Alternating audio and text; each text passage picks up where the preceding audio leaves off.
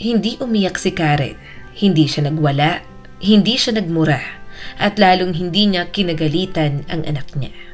Sa halip na umupo siya sa tapat ni Alice, hinawakan ang kamay nito at marahang hinaplos habang kalmado niyang sinabi, "Alice, mas mabuti nang makita mo na ngayon ang tunay niyang kulay kaysa sa huli pa." Hindi tumigil ang luha ni Alice. Tahimik lang siyang humahagulgol at parang batang nawalan ng kakampi. Ang mga lalaking ganyan, patuloy ni Karen, umaalis talaga. Maaga man uhuli at kadalasan, umaalis sila sa pinakamasakit na sandali ng buhay ng babae. Saglit siyang huminto, saka ngumiti ng pilit. Magpasalamat ka na lang anak na hindi mo pagsisisihan ng mga taon, pagod at pagmamahal na nasayang. Patuloy pa ring umiiyak si Alice. Tinitigan siya ng kanyang ina. May halong pag-unawa, habag at pasensya. Hinintay niyang humupa ang luha ng anak bago tumayo. Kumuha ng isang baso ng tubig at muling bumalik. Inakbayan niya si Alice at marahang sinabi, "Alam mo, minsan malaking tulong ang paggawa ng mga simpleng bagay, yung pangkaraniwan, yung parang normal lang ang mundo." Agad siyang natawa. Pero hindi kasama dyan ang paglilinis at paghuhugas ng pinggan. Ayoko nun. Matagal nang kilala si Karen sa pagiging prangka. Mahilig siyang magluto at kayang gumawa ng himala kahit sa murang sangkap. Pero galit na galit siya sa paghuhugas ng pinggan at paglilinis. "Ayoko nang hugasin at ayoko nang maglinis," madalas niyang sabihin sa mga humahanga sa kanya. At dahil doon, mabilis ding nawawala sa buhay niya ang mga lalaking gusto ng libreng komportable. Hindi kayang maging ganoon ni Alice. Hindi niya kayang ipaglaban ng sarili niya. At 6 na buwan na ang nakalipas mula ng agawin ng ibang babae si Nathan, ang lalaking minahal niya. Pero bago mangyari ang lahat ng yon, may isang masayang pangyayaring dumating sa buhay ni Alice. Isang pagkakataong parang himala. Katatapos lang niyang graduate sa kolehiyo at agad siyang nagtrabaho sa isang kindergarten. Marami sa mga dating kakilala niya ang nagulat. "Ang talino mo, Alice. Bakit di ka pumili ng mas sosyal at mas malaki ang sweldo?" Pero hindi nagulat ang kanyang nanay, ang kanyang lola, at ang matalik niyang kaibigan na si Stephanie. Alam nilang mahal na mahal ni Alice ang mga bata at mahal siya ng mga bata. Hindi niya kayang labanan ang bukasyon niya. Isa sa mga batang hinahawakan niya ay isang 3 taong gulang na babae, si Cheryl. Tahimik ito pero hindi mahiyain. Mahilig siyang magmasid sa mga bagay, sa paligid, sa mga tao. Hindi siya natatakot. Komportable lang siya sa pagiging mag-isa. Pagkalipas ng ilang araw ng pagmamasid sa bagong guro, nagpasya si Cheryl. Mapagkakatiwalaan siya. Mula noon, araw-araw na siyang may dalang regalo para kay Alice. Mga guhit, maliliit na bato, kakaibang dahon. At hindi maiwasang mahalin ni Alice ang bata. Karaniwan, ang sumusundo kay Cheryl ay ang kanyang ina. Isang maliit, elegante at blanding buhok na babae. Kaunting mas matanda lang kay Alice. Tahimik, magalang at laging may lungkot sa mata. Parang mas malaking version lang siya ng sariling anak. Mag-isa niyang pinalaki si Cheryl. Ayon sa kwento ng principal, silang 3 ang magkakasama sa bahay. Si Cheryl, ang ina niya at ang lola niya. Mas lalo pang napalapit ang loob ni Alice sa bata. Lumaki rin siya ng walang ama, pero hindi kailanman nagkulang sa pagmamahal ang kanyang ina at lola. 3 buwan na ni Alice sa kindergarten nang mangyari ang hindi niya inaasahan. Sa halip na ang ina ni Cheryl, isang estrangherong lalaki ang dumating. Matipuno, moreno, kayumanggi ang buhok. Mga 25 taong gulang. May bilugang mga mata at isang ngiting puno ng kumpiyansa. At ramdam ni Alice, alam ng lalaki na may epekto siya sa kanya. At inis na inis siya sa sarili niya dahil doon. Ama ba to ni Cheryl? Naalala niya kaya ang anak niya ngayon lang? Pero sinabi niya ng malinaw at profesional. Pasensya na po, hindi ko pwedeng ibigay ang bata sa hindi kilalang tao. Para po ito sa kaligtasan ng mga batang inaalagaan namin. Hindi po ako nasabihan ng nanay ni Cheryl. Walang problema. Nakangiting sagot ng lalaki. Inilabas nito ang cellphone, tumawag at sinabi. Margo, ayaw ibigay sa akin ni Mary Poppins ang anak mo. Sabi niya, estranghero raw ako. Ipinaliwanag ni Alice ang sitwasyon. Maya-maya, narinig niya ang sagot mula sa kabilang linya. Pasensya na ma'am. Nakalimutan kong magsabi. Dumating ang kapatid ko kahapon at pinakiusapan ko siya na sunduin si Cheryl. Mahigpit kasi ang boss ko. Alam ni Alice kung gaano ka-istrikto ang amo nito.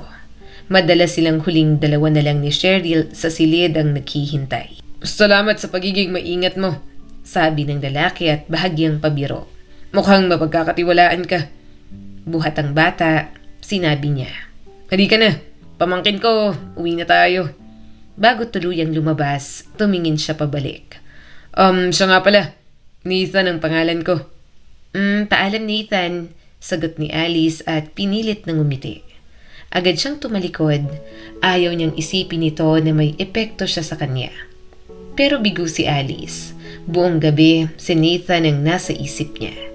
At kinabukasan, bumalik ulit ang lalaki. Agad tumakbo si Cheryl sa kanya, nakabukas ang mga braso. Pasensya na po kung magtatanong ako. Mahina at maingat na sabi ni Alice.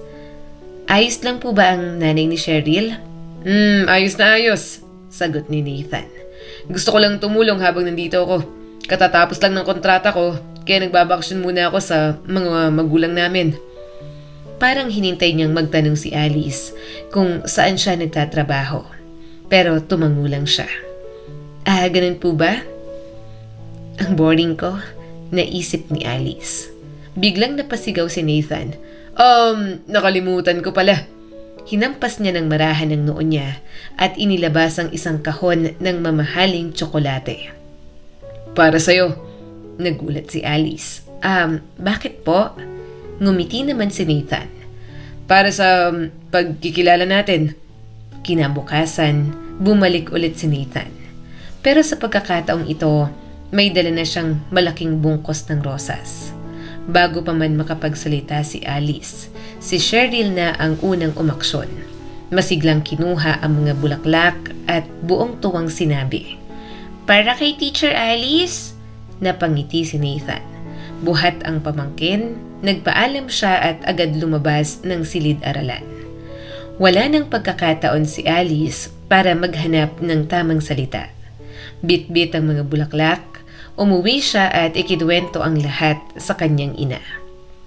Hindi siya kuripot, natatawang sabi ni Karen habang hinahangaan ang mga rosas. Ang gaganda ng mga bulaklak. Alam mo anak, bihira ng lalaking nagbibigay ng bulaklak ngayon. Napailing si Alice. Nakakatawa pa nga, may mga lalaking tinatawag na mukhang pera ang babae. Porke gusto lang ng bouquet o kape sa isang magandang cafe. Humigop siya ng tsaa at nagpatuloy. Kaya kong suportahan ang lalaki sa mahirap na panahon, pero hindi ako papayag sa isang taong sadyang kuripot. Ang maganda ron madali mo silang makikilala. Biglang napahinto si Karen. Ay nako, lumihis na naman ako. Anak, bakit parang gulat at litong-lito ka? Karaniwan lang naman yan. May isang binata na gustong manligaw sa'yo sa klasik na paraan. Ngumiti siya ng makahulugan. Hindi yan masama, basta't hindi siya kasal. Hinding-hindi kita papayuhan na pumasok sa relasyon sa lalaking may asawa na. Mahilig si Karen sa tinatawag niyang lyrical na pagninilay. Hindi niya ibinabahagi ang detalye ng sarili niyang buhay, pero mahilig siyang mag-isip ng malakas. At sa bawat salita niya, naiintindihan ni Alice kung saan nanggagaling ang kanyang ina. May isang magandang katangian si Karen. Kahit hindi palaging madali ang buhay, interesado pa rin siya rito. Marahil yon ang dahilan kung bakit mas bata siyang tingnan kesa sa kanyang edad. kahit hindi naman sila mayaman. Hindi siya nangangarap ng sobra, pero parang laging kaunting hakbang sa ibabaw ng aspalto ang kanyang paglakad sa buhay. Kinabukasan, dumating na naman si Nathan para sunduin si Cheryl. Pagkakita kay Alice, inilabas niya mula sa bulsa ng kanyang jacket ang 2 tiket sa teatro. May 2 tiket ako sa Sabado, sabi ni Nathan. Gusto ko lang malaman kung pumayag si Alice na sumama sa akin. Sandaling natahimik si Alice. Well, pwede naman nating subukan, sagot niya sa wakas. Maganda naman ang teatro dito tuwing Sabado ng gabi. Kinagabihan, dumalaw ang kaibigan niyang si Stephanie at nadatnan si Alice na nagbibihis. Nanlaki ang mata ni Stephanie. Wow! Bakit ang ganda ng suot mo? May kakaiba bang nangyayari at hindi alam ng best friend mo? Umikot siya sa paligid ni Alice. Sinusuri ang damit. Magkaibigan na sila mula pagkabata. Kahit walang makapagpaliwanag kung bakit naging magkaibigan ang 2 tao na sobrang magkaiba. Si Stephanie ay bihirang magpakita ng interes sa ibang tao, maliban sa iilan at kabilang doon ay si Alice. Masaya ang nanay ni Stephanie sa pagkakaibigan nila. Para sa kanya, ang mahinahon at maalaga na si Alice ay magandang impluwensya sa kanyang anak. Dahil mapilit si Stephanie, napilitan si Alice na ikwento ang tungkol sa tiyuhin ni Cheryl. Grabe! Sigaw ni Stephanie. Hindi ba ako pang nag-discourage sa'yo nun na magtrabaho sa kindergarten? Tumawa si Alice. Oo naman, sabi mo maboboring ako kasi puro nanay at lola lang ang nandoon. Habang inilalabas niya ang isang pares ng takong na bihira niyang isuot, seryosong nagsalita si Stephanie. Well, inaamin ko mali ako. Ngumiti siya ng may kislap sa mata. Ipakilala mo nga sa akin yan. Alam mo naman, realistic ako. Sasabihin ko agad kung ano talagang halaga ng manliligaw mo. Hindi ko pa siya boyfriend, agad na sagot ni Alice. Huwag kang magmadali, kakakilala lang namin. Manunood lang kami ng teatro. Ipinaliwanag niya. Matagal na siyang wala dito. Baka wala na siyang kaibigan, kaya siguro ako ang inaya. Napanguso naman si Stephanie. Kung may manliligaw ako, ipapakilala ko agad sa'yo. Saglit siyang nag-isip. At saka, pwede naman niyang isama ang kapatid niya, pero ikaw ang inaya. Tumingin siya kay Alice. Ano bang trabaho niya? Isa siyang engineer sa isang oil company. Dati siyang nagtatrabaho sa ibang bansa. And ayaw na raw niya. Gusto na niya ng regular na schedule. Mas gusto niya sa opisina na lang at dito sa Pilipinas hanggat maaari. Tumango si Stephanie. So, hindi siya mahirap? Ngumiti si Alice. At sigurado ka hindi siya kasal? Natawa lang si Alice bilang sagot. Mabuti na lang at dumalaw si Stephanie. Wala nang oras si Alice para mag-alala kung sapat ba ang ayos niya o kung paano matatapos ang gabi. Nang tumawag si Nathan, handa na siya. Nasa kusina sila, si Karen at Stephanie, nagkakape at kumakain ng chocolate chip cookies. Si Alice, kunwari kalmado lang. Lalabas na ako, sabi niya sa cellphone. Sumilip siya sa bintana ng ika-4 na palapag, kasunod si Stephanie. Nakapark si Nathan mismo sa harap ng building. Bumaba siya ng sasakyan at tumingala. Oh, di? Sambit ni Stephanie. Interesting. Ayon kay Karen, naging perpekto ang lahat sa klasikong paraan. Matapos ang ilang taong pagtatrabaho, nagplano si Nathan ng 2 buwang bakasyon kasama ang mga kamag-anak.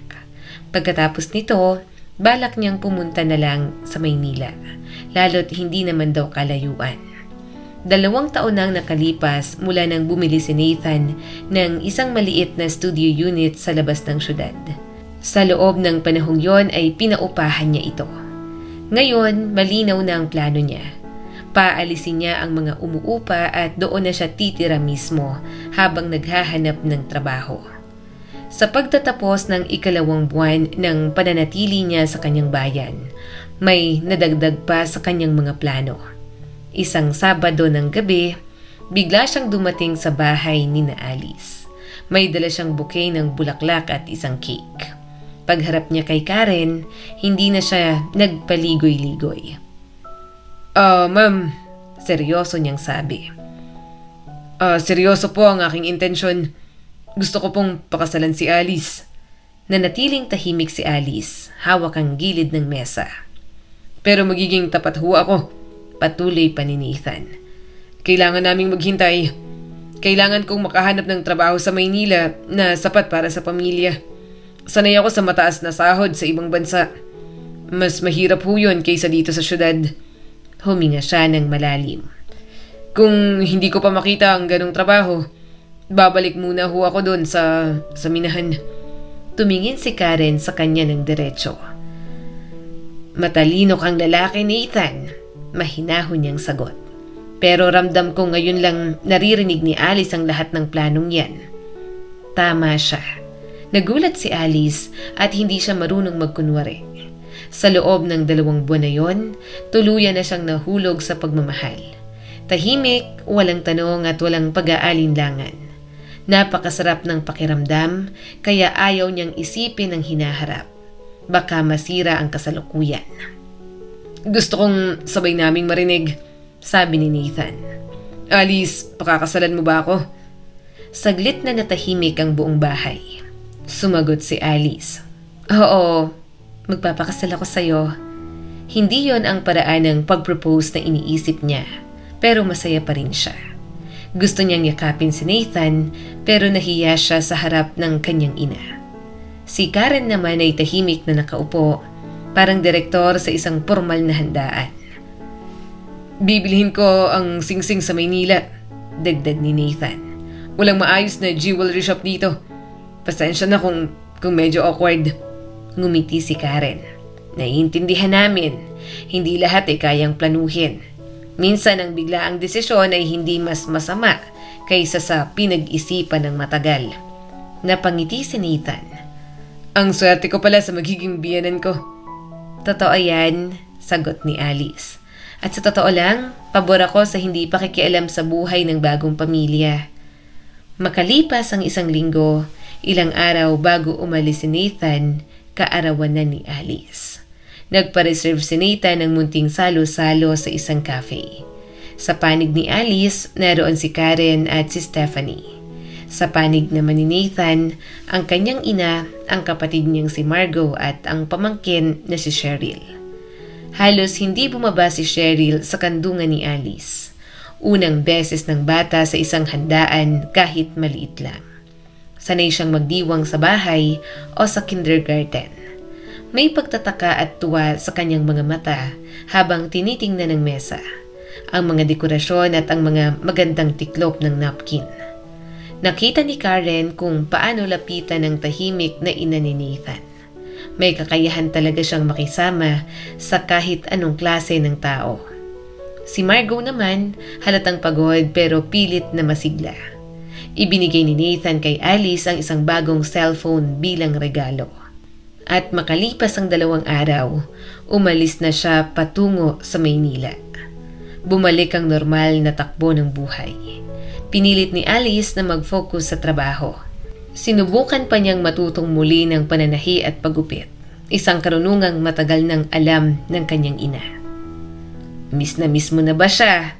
Tanong ni Karen, may ngiting alam na ang sagot. Opo, tapat na sagot ni Alice. Hindi ko inasahan. Akala ko imbento lang ang ganitong pakiramdam para lang gumanda ang mga nobela. Napangiti si Karen. Napaka-naive mo talaga. Hindi bagay sa'yo yan, lalo na sa suot mong maong. Hinawakan niya ang kamay ng anak. Nagkaroon din ako ng malalakas na damdamin noon at hindi ko pinagsisisihan kahit kailan. Sa simula, linggo-linggong umuuwi si Nathan. Kalaunan ay tuwing 2 linggo na lang. Alam ni Alice kung gaano kahirap ang magbiyahe ng ilang oras matapos ang 1 linggong trabaho. At minsan ang tao ay kailangan lang talagang matulog sa sariling bahay nang walang istorbo. Pagsapit ng besperas ng bagong taon, inimbitahan ni Nathan si Alice sa Maynila. Maingat niyang sinabi yon sa kanyang ina. Alice, sabi ni Karen. Antik ka ba? Akala mo ba'y pipigilan kita? Tumawa siya. Hindi na tayo nasa panahon ng Victoria. Hindi ka na rin bata. May mga bagay na kailangang mangyari sa tamang oras. Ngumiti si Karen. Masaya ko para sa'yo, anak. Hindi ito minadali. Ganyan dapat. Mahalaga ang pag-ibig. Maniwala ka. Naniniwala si Alice.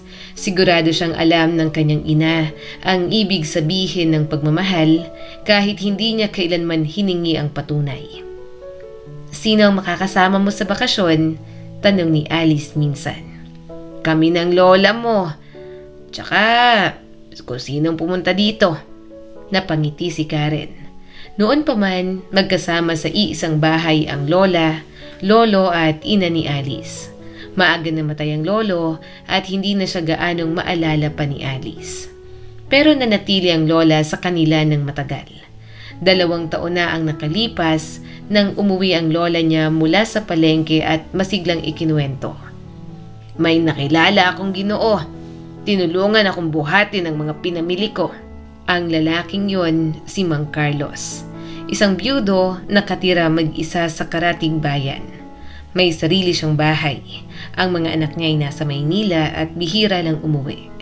Matagal nang pumanaw ang kanyang asawa. Nagpunta lang siya sa lugar para sa kaarawan ng kaibigan, pero nangako na babalik pa. Noong una, natawa lang sina Alice at Karen at nakalimutan ng kwento. Pero hindi nagbibiro si Mang Carlos. Bumisita siya kay Lola at napag-alamang isa pala siyang dating guro ng physics. At kahit retirado na, may pinapatakbo pa ring technical club para sa mga bata. Hindi niya lantarang ipinapakita, pero halatang halata, mahal na mahal niya ang lola ni Alice. At hindi rin niya ito sinadyang itago. Nung una, natawa lang si Alice sa kwento ng kanyang ina tungkol sa kanyang lola at kay Mang Carlos. Para sa kanya'y parang biro lang. Isang late-in-life romance na parang pangpelikula. Pero seryoso ang sagot ng kanyang ina. Bata ka pa kasi, sabi ni Karen. Hindi mo pa naiintindihan. Makalipas ang 6 na buwan, nagpa siya ang kanyang lola at si Mang Carlos na magsama na sa iisang bahay. Inimbitahan si Alice at ang kanyang ina na bumisita sa bahay ni Mang Carlos. Para raw matahimik ang loob nila na ang pinakamamahal nilang ina at lola ay titira sa maayos at ligtas na lugar. Pagkatapos ng pagbisita, tahimik na sinabi ni Karen, kalmado na ako. Nasa mabuting kamay na ang mama ko. Ma, bibigyan mo ba sila ng oras sa New Year? Tanong ni Alice. Abay, oo naman, sagot ni Karen. Pupunta ako sa lola mo at kay Mang Carlos. Sandaling nag-isip ang kanyang ina. At may imbitasyon din ako sa bahay bakasyonan ng kaibigan ko. Sa totoo lang, kung nandito ka lang sa bahay, hindi ako pupunta ron. Mas gusto kong ikaw ang kasama. Napangiti si Alice. Pero mukhang pareho tayong may romantic New Year ngayon. Sabay silang tumawa. Mag-enjoy ka kasama si Nathan, dagdag ni Karen. At kaya nga, kay Nathan nag-New Year si Alice. At kahit nung bata pa siya, kahit nung ang lahat ay parang mahika, wala pa siyang mas masayang bisperas ng bagong taon kaysa noon. Sa araw, ipinasyal siya ni Nathan sa lungsod, mga lugar na dati nakikita lang niya sa larawan. Sa gabi, bumalik sila sa maliit na studio unit at doon sila nag-isa. Tinulungan ni Alice si Nathan pumili ng mga regalo para sa pamilya nito. Mga pasalubong na siya mismo ang magdadala sa kanila. Bahagya siyang nagulat. Bakit ayaw mong dumalang muna sa kanila? Tanong niya kay Nathan. Pwede naman tayong maghati ng oras, kalahati dito at kalahati sa kanila. Dugtong pa ni Alice. Pero napailing si Nathan. Alice, dito ang tahanan ko. Huminga siya ng malalim. Ano bang gagawin ko ron? Hindi tayo magkakaroon ng ganitong mga gabi kung doon tayo pupunta. At saka napansin mo ba? Hindi kami masyadong close ng nanay ko. Tumigil siya sandali. Mahal ko siya, oo. Pero wala kaming masyadong napag-uusapan. Si Margot naman, puro reklamo. Para bang kasalanan ng mundo na mag-isa siyang nagpapalaki ng anak. Bumuntong hininga si Nathan. Naawa ko sa kanya, pero nakakapagod ding maawa palagi. Nagmadali si Alice. Pagod ka lang, normal lang yan, sabi niya rito. Sinubukan niyang ipagtanggol si Nathan. Sa isip niya, may masasabi rin siyang maganda sa nanay at kapatid ni Nathan. Lahat naman napapagod minsan sa mga mahal natin. Pero sa kaibuturan ng puso niya, hindi niya maalala na siya, ang kanyang ina o ang kanyang lola ay napagod sa isa't isa ng ganoon. Siguro nga iba ang mga lalaki. Minsan kailangan silang hayaan para magkaroon sila ng panahong makaramdam ng pangungulila. Natapos ang bakasyon ng bagong taon, bumalik ang madilim at malamlam na araw-araw. Sinasabi ng kalendaryo na papalapit na ang tagsibol, pero hindi yon nararamdaman ni Alice. Paunti-unti, mas bihira nang dumalaw si Nathan. Hanggang sa isang araw, hindi na siya dumalaw kailanman. Naging balisa si Alice. Sa gabi, kumakalansing ang mga bintana sa lakas ng hangin. At habang hindi siya makatulog, pakiramdam niya, may masamang balitang kumakatok sa pintuan. Balitang itinatago sa liwanag ng araw. Ang mga weekend na wala si Nathan ay mahaba at wala nang saysay. Si Stephanie, unti-unting naging mailap, abala sa sarili niyang mundo, at tumigil na ring magtanong tungkol sa buhay pag-ibig ni Alice. Unti-unti, naging malapit si Alice kay Margot. Dumadalaw ito kasama si Cheryl. Nagtsatsaa silang tatlo habang nagkukwento tungkol sa buhay. Si Karen naman, nagbabasa ng libro kay Cheryl o kaya ay nakikipaglaro dito. Pagsapit ng buwan ng Pebrero, malamig pa rin ang umaga. Isang araw, ipinadala si Alice sa Maynila para sa conference ng mga guro ng kindergarten. Napagpasyahan niyang sorpresahin si Nathan. Hindi siya tumawag. Mahigit isang buwan na silang hindi nagkikita. Akala niya'y matutuwa ito sa biglaang pagkikita nila. Nagsimula ang conference ng Lunes, dumating si Alice sa lungsod ng Linggo ng gabi. Pagbaba niya ng taxi sa kanto ng apartment, nagbayad siya at naglakad ng kaunti. May ginagawang kalsada sa unahan. Habang papalapit siya sa pasukan, may nakita siya. Isang dalaga na may magandang hubog ng katawan. Naka-mini dress kahit hindi pa panahon. May manipis na coat lang na nakapatong sa balikat. Maputi, makintabang buhok at nakalugay hanggang balikat. Nakatayo ito at hinahalikan ng isang lalaki. Hinaplos siya nito sa bewang. At sa sindak ni Alice, nakilala niya ang lalaki. Si Nathan. Gusto mo bang batiin ko na rin ang mama mo para sa'yo? Biro ng babae. May malambing at masayang tinig. Tumawa siya at biglang napalingon. Nakita si Alice. Ang swerte mo naman, Nathan, sabi niya. Umalis ang isa, may dumating na bago. Hindi na siya naghintay ng sagot. Lumakad palayo si Stephanie sa dati niyang pamilyar na hakbang. Matagal nang kilala ni Stephanie ang kaibigan niya. Alam niyang hindi hahabulin ni Alice ang sinuman. At hindi niya kayang pilitin ang sarili niyang kumilos. Nanigas ang travel bag sa kamay ni Alice. Hindi siya makapagsalita. Sa gulat, sa sakit at sa hinanakit. Parang walang nangyari, kinuha ni Nathan ang bag. Ako na, sabi niya. Tara, uwi na tayo. Sumunod si Alice, parang nasa loob ng makapal na ulap. Sa elevator, nakatingin lang siya sa sahig o sa sulok. Hindi niya kayang itaas ang mata. Parang natatakot siyang makita ang isang estranghero. Pagdating nila sa apartment, naupo si Nathan sa gilid ng upuan. Nakatalikod sa hindi inayos na kama. Parang wala lang, may bahid ng panlalait ang tono niya nang magsalita. Honey, hindi ko akalaing ganyan ka parang isip bata. Parang mga alaga mo sa kindergarten. Napasinghap si Alice. Hindi bagay sa'yo mag-overreact. Normal lang ang ganito sa mga lalaki. Napanguso pa si Nathan. Tsaka hindi naman tayo madalas magkita. Tsaka may mga pangangailangan ako. Alam mo naman yun. Akala ko maintindihan mo yun. Tumingin siya kay Alice na parang siya pa ang nagkamali. Sigurado akong hindi ka basta pupunta rito nang hindi nagsasabi. Hindi ko hahayaang magkita kayo rito. Hindi naman ako tanga. Tahimik na sumagot si Alice. Hindi ako natatakot na pumunta sa'yo kahit kailan. Ngumiti si Nathan at kontento. Darling, kaya nga kita pakakasalan. Kompleto ko sa katangian ng isang mabuting asawa. Bahagyang pang tumawa si Nathan. Tungkol naman sa kaibigan mo, yan ang klase ng babaeng masarap lang paglaruan, pero mga tanga lang ang pinapangasawa sila. Naningkit ang mga mata ni Alice. Nagpatuloy sa pagsasalita ang kanyang boyfriend. Wala naman siya nakukuha kundi tira-tira. Iniisip niyang natalo ka niya pero hindi. Habang nagsasalita si Nathan, luminaw ang lahat kay Alice. Hindi niya nakikita ang sarili bilang may kasalanan. Sa paningin ni Nathan, siya ang premyo. Isang regalong pinag-aagawan. Tahimik na tumayo si Alice at naglakad patungo sa pinto. Hinarangan siya ni Nathan at may pilit ng ngiti. Huwag kang maging tanga. Saan ka pupunta ngayong gabi?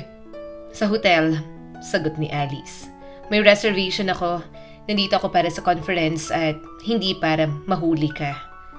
Tiningnan niya si Nathan na parang naaaliw. Nag-ensayo ka ba bilang api na asawa? Tumawa siya ng bahagya. Sige na, kapag kumalma ka, tawagan mo ako. Sabihin mo kung nasan ka at kapag libre ka na, lalabas tayo. Ngumiti si Nathan na parang walang nangyari. Ni hindi man lang niya naisip magsisi. 7:00 ng gabi kinabukasan, nasa hotel na si Alice nang tumawag si Nathan. Ibigay mong address, sabi niya matapos bumati. Saan kita susunduin? Napagpasyahan na ni Alice noong gabi na hindi niya na sasagutin ang tawag. Pero nang tumunog ang cellphone, nagbago ang isip niya.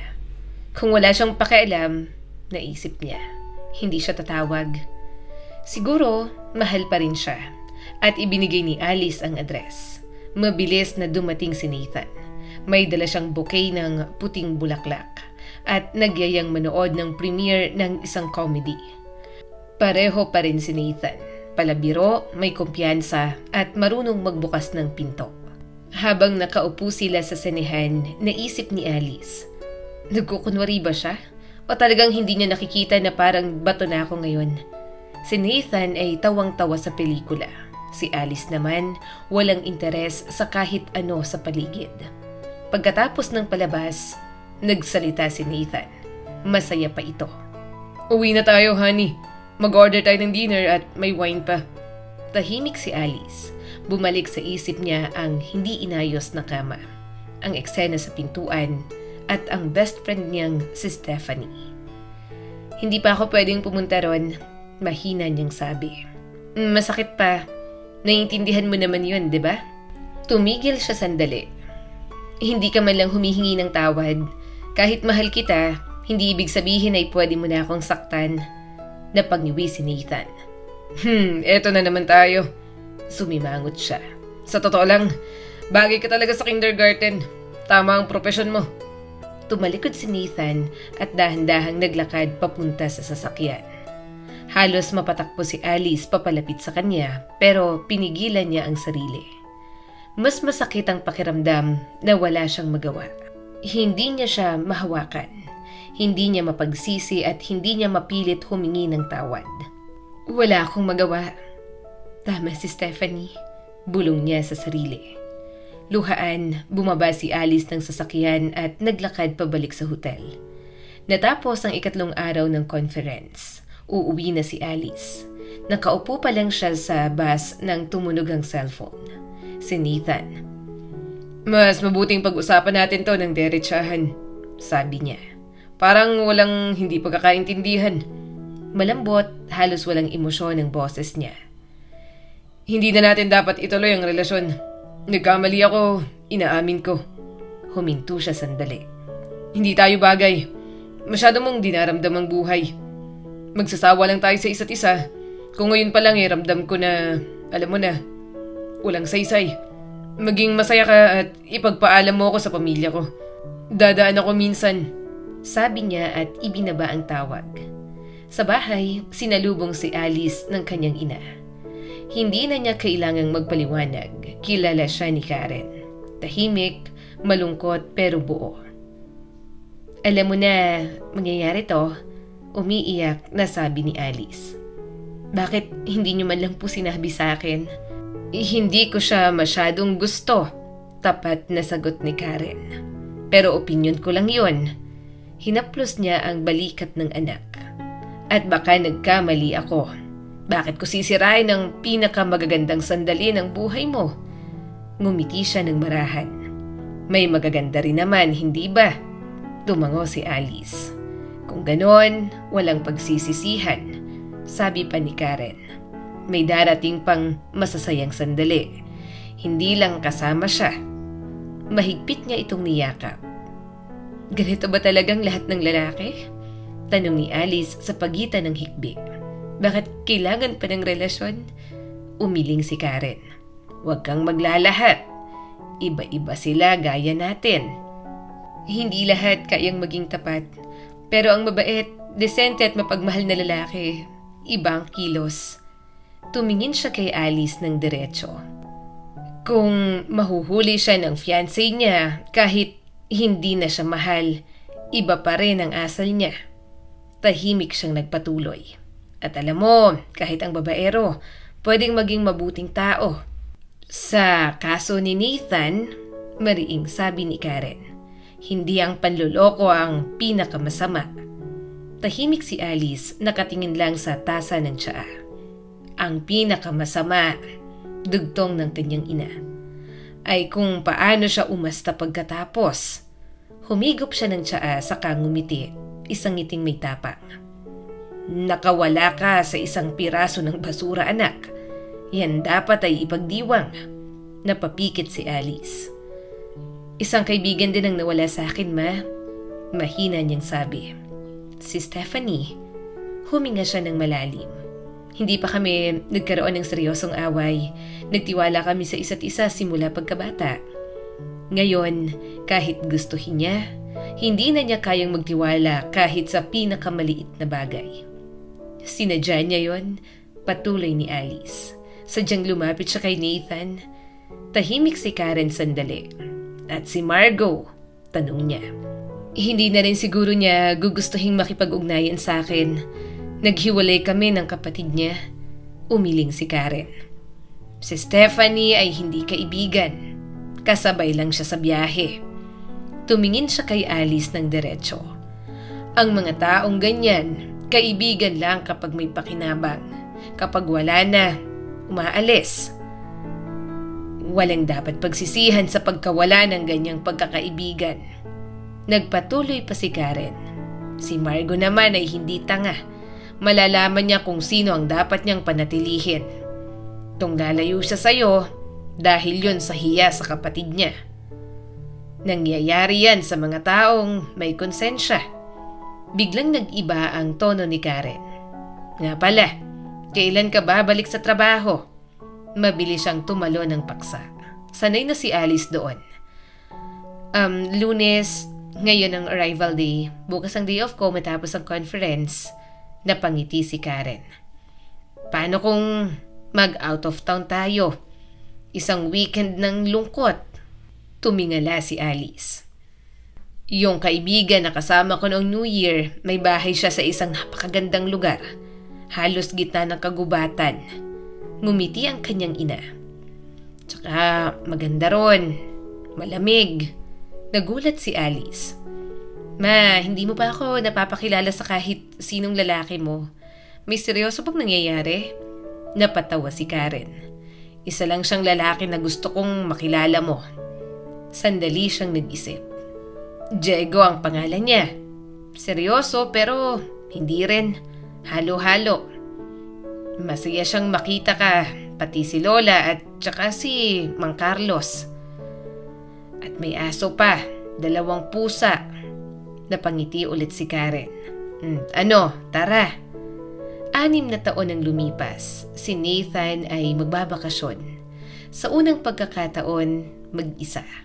Ang asawa niyang si Leila ay may imbitasyon sa kasal ng kaibigan sa Spain at lumipad na. Iniwan si Nathan. Hindi niya man lang ba inalok na sumama ang asawa mo?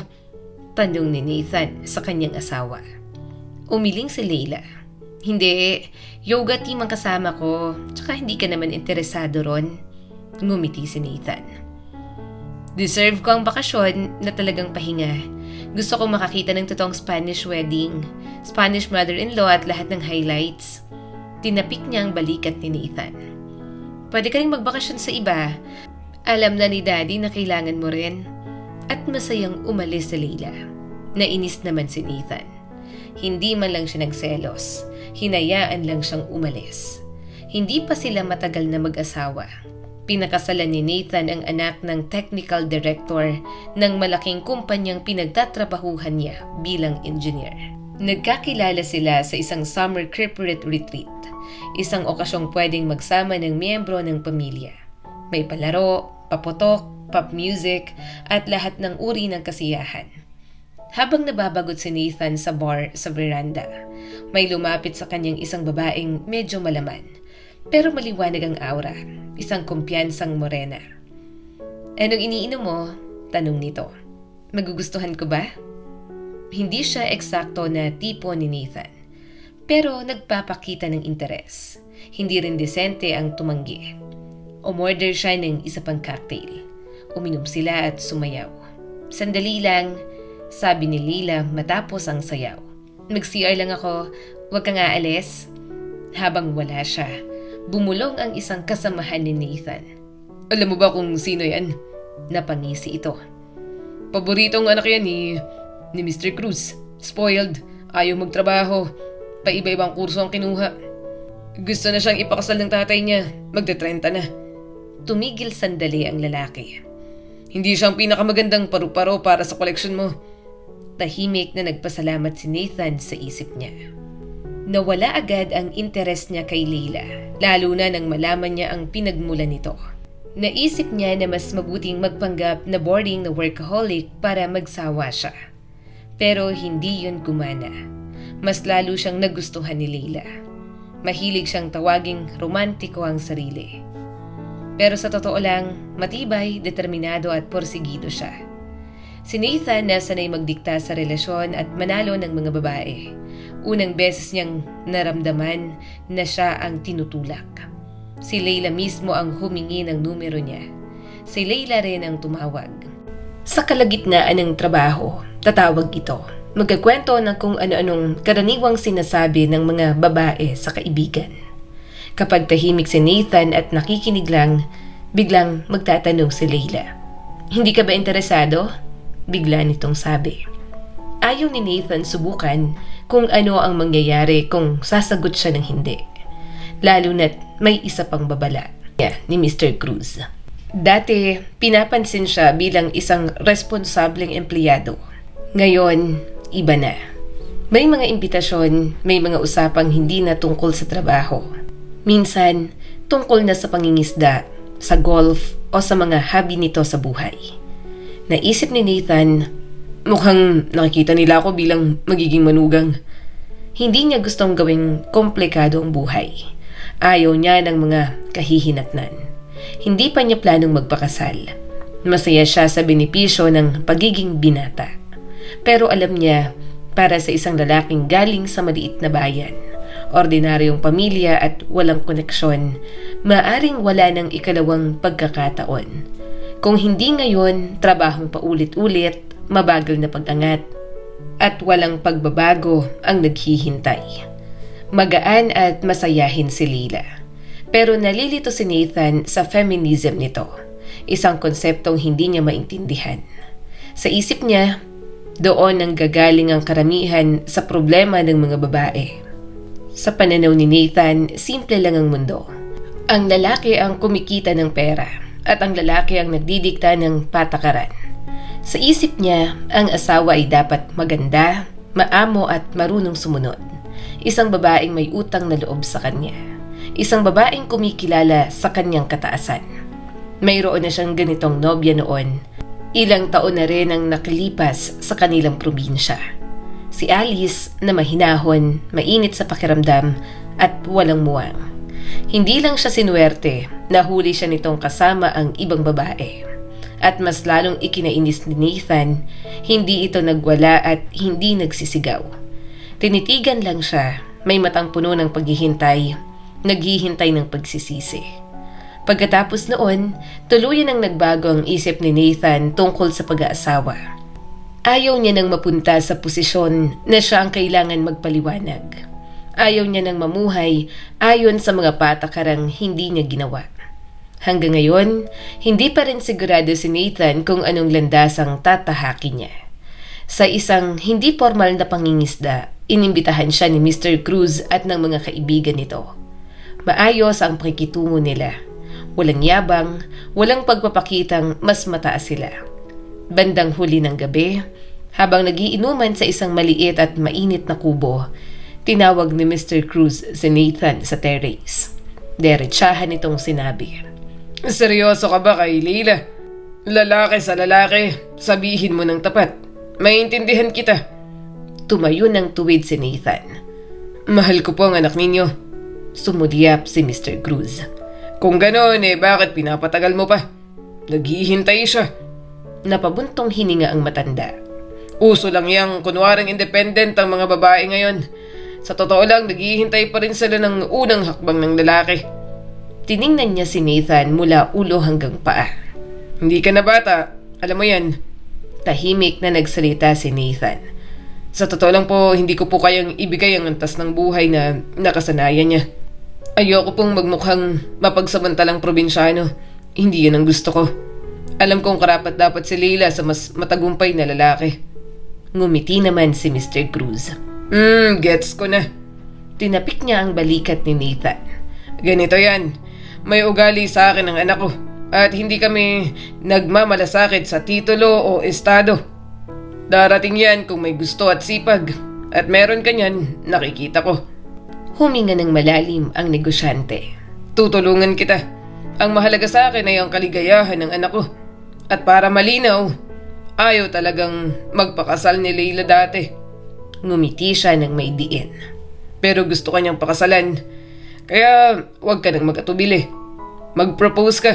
Gagawin natin ang kasal na gusto ninyo. Tahimik na yumuko si Nathan. Salamat po para sa pag-unawa. Ang gusto ko lang, sagot ni Mr. Cruz, ay maging masaya ang anak ko. Ganon ikinasal si Nathan. Ayaw ni Leila ng malaking handaan. Mas gusto niya ang simpleng kasal at isang romantikong cruise sa ibang bansa. Nagpasalamat si Nathan. Una, ayaw niya ng maraming tao. Ikalawa, alam niyang hindi magiging maganda ang itsura ng kanyang ina at kapatid kumpara sa mga kamag-anak at kaibigan ni Leila. Tumawag siya sa probinsya. Magpapakasal na ako, sabi niya. Mag-honeymoon muna kami, dadalaw na lang kami minsan. Magdadala akong pasalubong. Pero ang totoo, hindi na siya nakadalaw kailanman. Ilang beses lang bumisita ang kanyang ina sa bago nilang apartment. Nagustuhan niya si Leila, palakaibigan, masigla at madaling kausap. Si Margot, hindi man lang dumalaw kahit minsan. Madali para kay Nathan ang buhay may asawa. Basta hindi niya kinokontra si Leila. Matalino ito, mapagmasid. Ang schedule ni Nathan ay sadyang inayos. Trabaho, si Leila at ang mga libangan na aprobado nito. Tulad ng pangingisda kasama ang biyanan. Sa katunayan, nahuhumaling siya sa pangingisda. Si Mr. Cruz mahigpit at tuso sa trabaho. Isang simpleng lalaki sa labas nito. Diretso, tapat, at tunay na mahal ang manugang. Isang bagay lang ang gusto niya ngayon, mga apo. At tulad ng lahat ng bagay, diretsahan niya itong sinabi. Nathan, kailan kayo mag-aanak? Gusto na ni Leila. Narinig kong kinakausap niyang nanay niya. Tutulungan namin kayo. Magiging mabuting ina si Leila. Sa loob-loob ni Nathan, ayaw niya. Si Leila ang bahala sa bata. Pero hindi pa nangyayari. Kaya habang si Leila ay lumilipad patungo sa Spain, si Nathan naman ay patungo sa Cyprus. Plano niyang mangisda sa Mediterranean sa umaga. Mag-aastang binata sa gabi. Walang naghatid sa kanya sa airport. Gusto sana ng biyenan niya pero halos mapuyat ito at nagbago ang isip. Marahil gusto lang nitong masiguro kung may kasama ba talaga ang manugang. Pero nanaigang antok. Sa airport, habang tinitingnan ni Nathan ang electronic board, natisod siya. May matigas siyang natapakan. Muntik na siyang mapamura. Pagtitig niya sa ibaba, isang kubo ng laruan na may mga letra. Katulad ng laruan niya noong bata pa siya. May gumulong pang isa. May sumunod pa.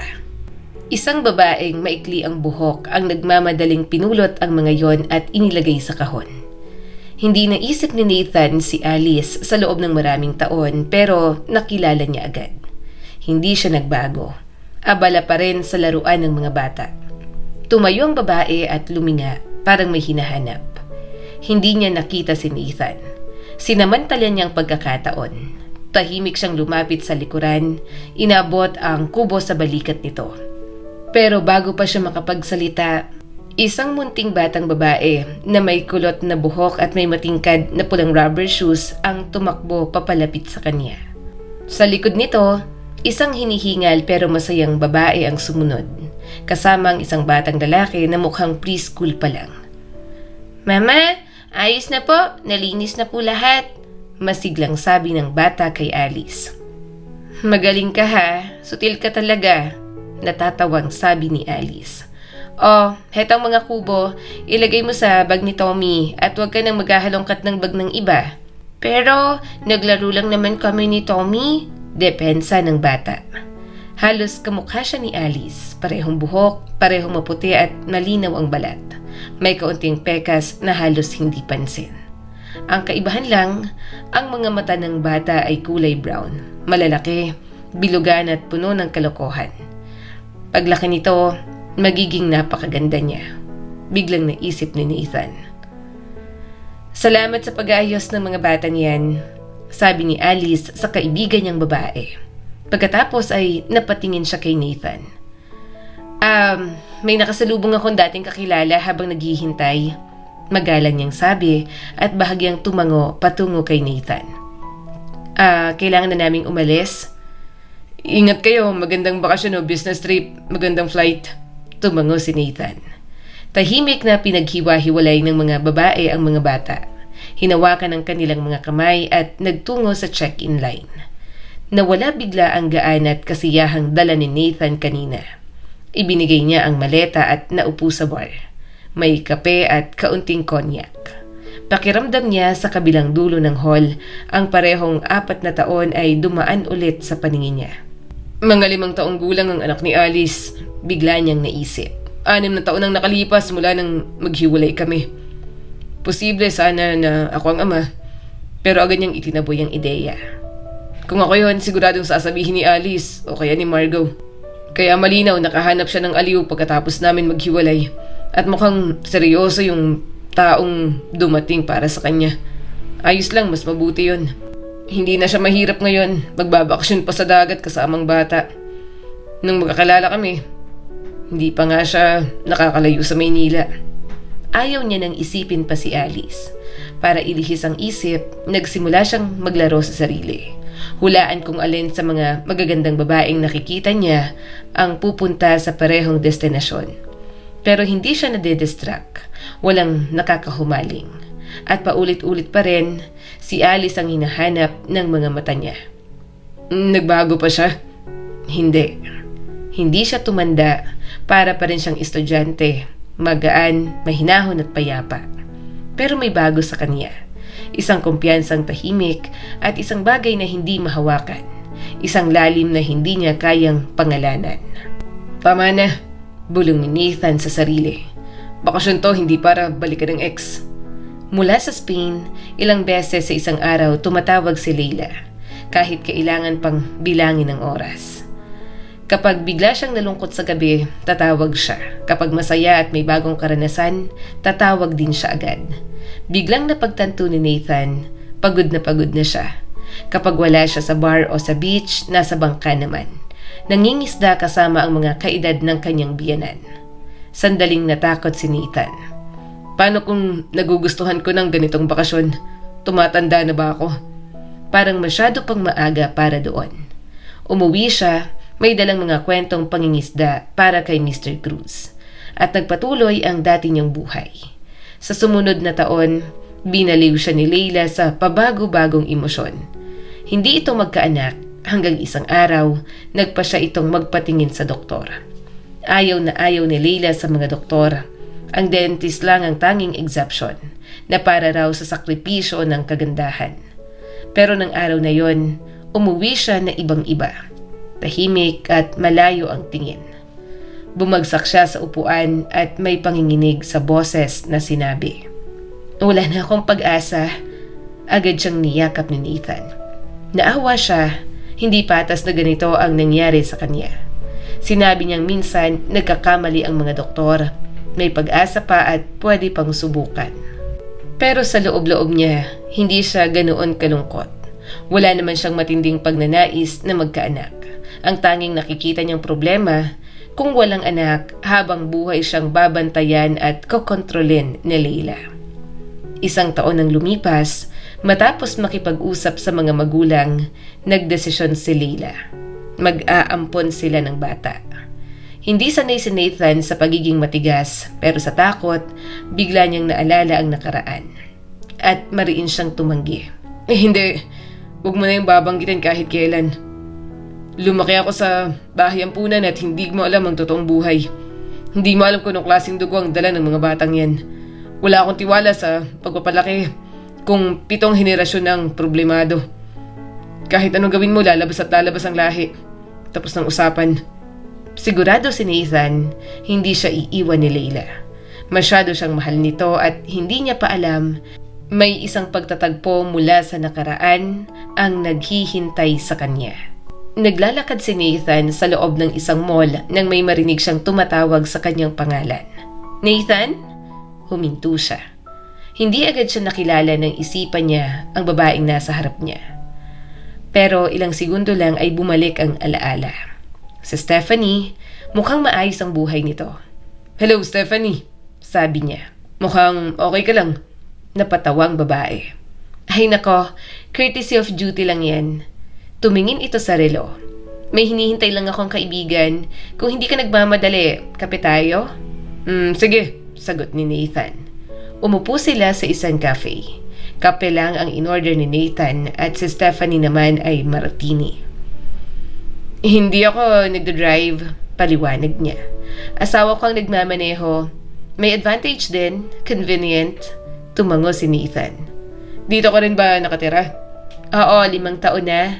By the way, dito rin nakatira si Alice." Napatingin si Nathan. "Nalaman ko sa nanay ko," patuloy ni Stephanie. "Nagkamali ako noon. Nahulog ako sa iyo at dahil doon, nawalan ako ng isang kaibigan. Totoong kaibigan." Sandaling tumahimik si Nathan. "May asawa ka na ba? Anak o isa ka pa rin Casanova?" Bahagyang ngumiti si Nathan. "May asawa ko. Walang anak sa pagkakaalam ko." Napangiti si Stephanie, hindi mapanukso at hindi rin masaya. So hindi mo alam o ayaw mo lang talagang malaman." Tumigil ang kamay ni Nathan sa tasa. Alam na niya kung ano ang susunod. "May anak ka kay Alice," diretsong sabi ni Stephanie. "Isang babae, si Nikki, nagsisimula na sa school." Naniga si Nathan. "Kailangan talagang may prinsipyo si Alice para hindi humingi ng sustento sa'yo." "Hindi ko anak yun," mariing sagot ni Nathan. "Kung totoo yan, sasabihin ng nanay o kapatid ko." Pero umiling si Stephanie. Sasabihin sana kung may nagsabi sa kanila. Alam ni Margo pero pinakiusapan siya ni Alice na manahimik. Pagkatapos niyong maghiwalay, lumipat din si Alice rito makalipas lang ang ilang buwan. Nagtrabaho siya sa isang private daycare. Tinulungan siya ng boyfriend ng nanay niya. Pinakasalan din ng nanay niyang lalaking yon. Huminga siya ng malalim. "May kaibigan ng nanay ko sa klinik. Doon ko nalaman na buntis si Alice noon." Tumingin siya kay Nathan ng diretsyo. "Sigurado akong sa iyong bata. Kung si Alice ang pinag-uusapan sigurado ako." Napatahimik lalo si Nathan. "Kaya walang sinabi ang mag-ina kahit kanino." Patuloy pa ni Stephanie. "At nang may pagkakataon, umalis sila agad doon sa atin." Bakit mo sinasabi yan ngayon? Tanong ni Nathan. Napangiti si Stephanie. Hindi ko alam, siguro may dapat nang magsabi sa'yo. Ikaw na magdedesisyon kung kailangan mong impormasyong yan o hindi. Mahinang tumawa sa Stephanie. Makalipas ang 6 na buwan, halatang pumayat si Leila sa kakaisip. Nakalimutan niya na ang mariing pagtanggi ni Nathan tungkol sa adoption. Paulit-ulit siyang nagtatanong, humihingi, umiiyak. Hanggang isang araw, ibang aura niya. Tahimik, maingat, parang pinag-iisipan ang bawat salita. May anak ka na, kaya ayaw mo ng isa pa? Bigla niyang sabi. Tumingin siya kay Nathan. Hindi mo man lang tinatanong kung saan ako nagpunta ng 2 araw? Kasi hindi ka interesado. Pumunta ako sa kapatid mo. Gusto ko siyang makilala. At alam mo, mahusay sila. Si Margot at ang pamangkin mo. Napalingon si Nathan. Nabanggit ni Margot na may anak ka na. Ngumiti si Leila. Hindi galit at hindi rin hysterical. Huwag ka mag-alala. Hindi ako magwawala. Sa halip may gusto kong ialok. Huwag kang tumawa. Pinag-isipan ko to. Bakit hindi mo makilalang anak mo? Pwede siyang bumisita tuwing weekend. Bibigyan natin ng regalo. Tutulungan financially at magiging magkaibigan lang tayo. Magkakaroon tayo ng bata sa bahay at hindi galing sa ibang tao. Hindi naman bihira na maging magkaibigan ng bata at stepmother. Ngumiti siya ng bahagya. Magandang anak mo. Ipinakita ni Margot ang litrato. Matutuwa ang nanay niya kung bigla kayong tutulong. Tahimik si Nathan. Leila, 6 na buwan ang nakalipas nang malaman kong may anak ako. Kung kailangan ako ng nanay niya, hindi niya ako itatago ng ilang taon. Iba siyang klase ng babae at medyo talagang kakaiba. Sinabi ni Margot kung paano kayo naghiwalay. Sinubukan niyang maging neutral. Siguro, naawa siya sa akin. Hindi kita huhusgahan, Nathan. Nagpa-abort ako ng 2 beses nung bata ako. Pag-amin pa ni Leila. At ngayon, hindi na ako pwedeng magkaanak. Kaya wala akong karapatang manghusga ng moralidad. Sandali siyang tumahimik. Kung nahihiya kang kausapin ang nanay ng anak mo, ako na lang. Mas mabuti siguro yon. Magiging tapat ako sa kanya. Napailing si Nathan. Leila, akala ko practical ka at matinong babae. Maghanap ka ng hobby. Kung nagtatrabaho kagaya ko, wala kang oras para sa ganitong mga kalokohan. Sumagot si Leila. Hindi pa sigaw pero matalim. Iniisip mo bang nararamdaman ko? Gaya ng inaasahan mong iniisip ko ang sayo? Makalipas ang 1 linggo matapos ng pag-uusap na yon, pauwi na sana sina Alice at Nikki mula sa ballroom dancing class. Dahan-dahan silang naglalakad. Masiglang nagkukwento si Nikki. Ipinapakita ang mga bagong galaw na natutunan niya. Hindi agad nawawala ang sigla ng bata pagkatapos ng klase. Sa playground sa tapat ng bahay nila, may nakita silang isang hindi pamilyar na babaeng morena. Maayos ang ayos, maganda pero may lungkot sa mga mata. Hello? Magiliw pero may kaba niyang sabi. Kayo ba sina Alice at Nikki? Tumango si Alice. Ako si Alice at siya naman ang anak ko. Pwede ba tayong mag-usap sandali? Maingat na tanong ng babae. Dito na lang, lumingon siya kay Nikki. Maglaro ka muna sa playground, sandali lang ako anak. Ngumiti ang babae sa bata, isang ngiting may pagsukat, may pag-aaruga. Ako si Leila, sabi niya agad. Asawa ni Nathan. Tumahimik ang paligid, isang katahimikang hindi kailangang punuin. Si Alice ang unang nagsalita. Sige, hindi ko na itatago ang pagkalito ko. Bakit niyo kami kailangan? Derechahang tanong ni Alice. Hindi pa namin ginagalaw ang budget ng pamilya niyo at hindi rin namin balak. Pero umiling si Leila. Matagal ko nang alam yan. Hindi yan ang dahilan ng pagpunta ko. Huminga siya ng malalim. Gusto kong hilingin, pahintulutan niyo si Nikki na makilalang ama niya. Bahagyang natawa si Alice. Hindi mapait at hindi rin masaya. Naging mahiyain na ba si Nathan sa paglipas ng mga taon? Kailangan na ba niya ng tagapamagitan? Kung gusto niyang makilala ang anak niya pagkatapos niyang malaman ang tungkol sa kanya, siya mismo ang pumunta. Mukhang hindi pa rin siya nagbabago. Tumingin siya kay Leila. Paumanhin, hindi ko kayo sinasadyang saktan. Hindi alam ni Alice kung bakit. pero may bigla siyang naramdamang awa para sa babaeng nasa harap niya. Walang bakas ng galit sa mukha ng asawa ni Nathan. Wala ring pagmamataas, hindi siya nagsuri, hindi naghambing, hindi tinimbang si Alice laban sa sarili niya. Tahimik lang siyang nakatingin at parang naghihintay ng sagot. Maingat na pinipili ang bawat salita. Alice, baka kakaibang sasabihin ko sa'yo, marahang simula ni Leila. Pero ikatutuwa ko kung ang anak ng asawa ko ay makarating sa bahay namin. Wala akong sariling anak at ayaw niyang mag-adapt. Muli siyang natahimik, parang hinahanap ang tamang salita. Pero binasag ni Alice ang katahimikan. Naiintindihan ko, mahina pero buo ang tinig niya. Hindi na kailangan ipaliwanag pa. Ngumiti siya at hindi mapait. Sasabihin ko na lang ang isang karaniwang katotohanan. Minsan nagkakamali ang mga doktor. Nagtatrabaho ako sa kindergarten at marami na akong nakitang kwento. Sa bawat kindergarten, may isang batang ang nanay ay sinabihang baog, pero naroon. Huminga siya ng malalim. Malaki ang naitutulong ng pag-asa at ang tamang pananaw. Tumingin siya kay Leila. Tungkol kay Nikki, ikakasal na ako sa loob ng 1 buwan. Ang mapapangasawa ko ang magiging tatay niya at wala siyang duda roon. Ngumiti si Alice, isang ngiting panatag. Kung ikaw ang nasa kalagayan ko, ano ang gagawin mo? Tumango si Leila. Naiintindihan ko, bahagya siyang umatras. Hindi na ako babalik, pasensya na sa kakaibang ideya at sa nasayang na oras. Kung akong nasa posisyon mo, dagdag ni Alice, iba rin ang magiging usapan ko sa sarili ko.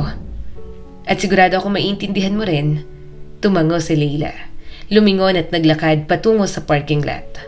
Bago tuluyang umalis, kumaway siya kay Nikki. Habang pinagmamasdan siya ni Alice, isang hindi inaasahang damdamin ang pumasok sa dibdib niya. Awa. Hindi pa ako naging ganito kalungkot, naisip ni Alice para sa kanya. Kinagabihan, hindi agad nakatulog si Alice. Pero malinaw sa kanya ang isang bagay. Wala siyang dapat katakutan. Hindi darating si Nathan para igiit ang karapatan ng ama. Ayaw nitong pahirapan ng sarili, hindi noon at lalong hindi ngayon. Noong naghiwalay sila, naunawaan ni Alice ang katotohanang matagal niyang iniiwasan. Nahulog siya sa lalaking dapat sana'y iniwasan niya mula simula. Ganito ba ako kabulag? Tanong niya sa ina noon at halos pabiro. Kung matalino ang mga babae sa pag-ibig, sagot ni Karen ng buong paniniwala. Matagal nang naubos ang sangkatauhan. Napatawa si Alice ng mapait. Ibig sabihin, hindi yan katangahan mo, dugtong ng ina. Kaya lang ganyan talaga ang takbo ng mundo. At alam mo'y naranasan ko rin yan. Buhay pa naman ako at masaya. Napabuntong hininga si Alice. Parang hindi na ako magiging tunay na masaya. Ngumiti naman si Karen. Kung gusto mong magluksa sa pag-ibig, di hahayaan kita. Kusa rin niyang matatapos, makikita mo. Baka sunugin ako ng mga psychologist pero sigurado ako riyan. Naniniwala si Alice sa kanyang ina. Hindi lang si Karen ang psychologist ng sarili niya, marami rin ang lumalapit sa kanya para makinig. At pagkatapos ng mga pag-uusap na yon, ang mga problema ay hindi na ganoon kabigat. Matapos ang hiwalayan kay Nathan, sunod-sunod ang mabubuting pagkakataon. Ipinakilala ni Karen si Alice sa boyfriend niyang si Diego. Ang ate ni Diego na si Irina ay punong guro ng isang prestihiyosong private kindergarten sa Maynila. Dumating ito para bumisita at kahit nalaman na buntis si Alice, hinikayat pa rin siyang lumipat. Isipin mo na kami ay pamilya mo na. Magpapakasal na ang nanay mo at kapatid ko, sabi ni Irina. Mag-isa lang ako sa maluwag na apartment at ayokong mag-isa. Kung ayaw mo ay pwede ka namang umuwi. Nag-alinlangan sandali si Alice. Pero sinabi ng kanyang ina, hindi naman sa itinataboy kita, pero kung ako ikaw ay aalis ako. Hindi nagkataon lang ang mga pagkakataong ibinabato ng tadhana. Tumutulong lang yan para makapagsimula ka ulit. At ganoon napunta si Alice sa Maynila. Nakatira, nagtatrabaho at pinalaki si Nikki. Isang araw sa supermarket, nagkamali siya ng lagay ng manok sa cart ng iba. Doon niya nakilala si Sam. Nag-propose si Sam, 3 taon na silang kasal ngayon. At isang araw, nalaman ni Alice na buntis siya ulit.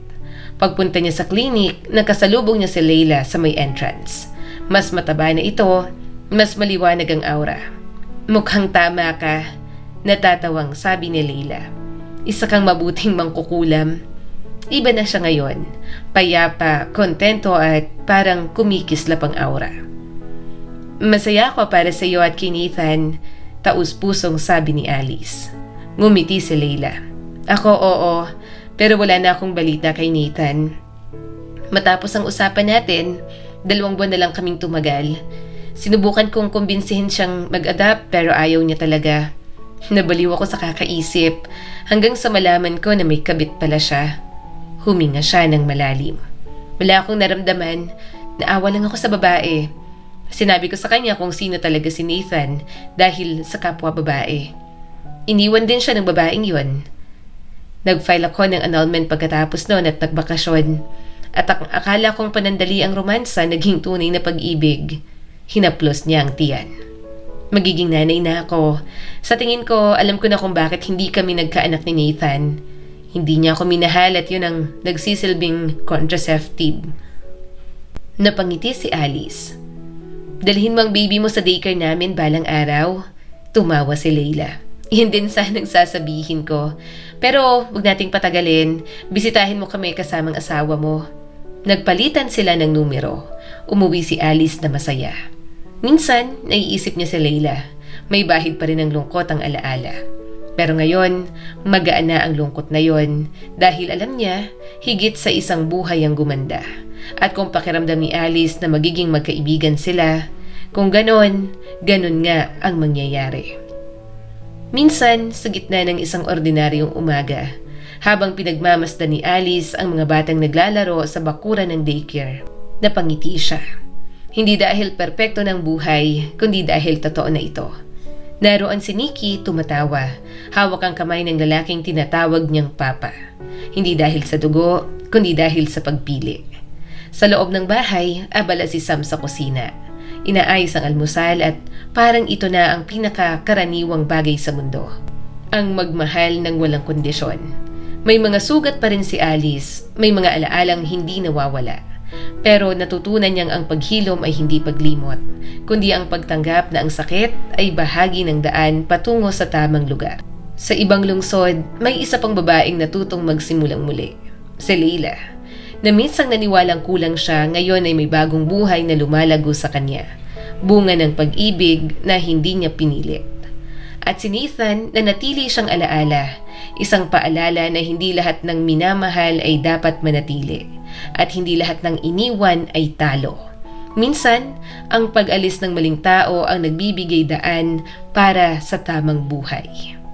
Ang kwentong ito ay nagpapaalala sa atin, ang pag-ibig ay hindi pagsasakripisyo ng dignidad.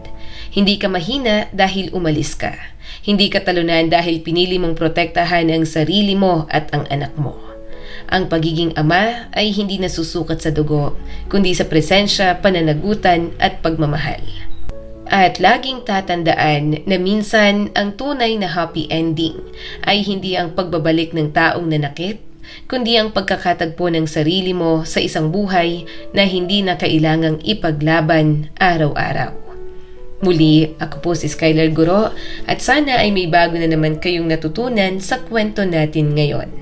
Maraming salamat po.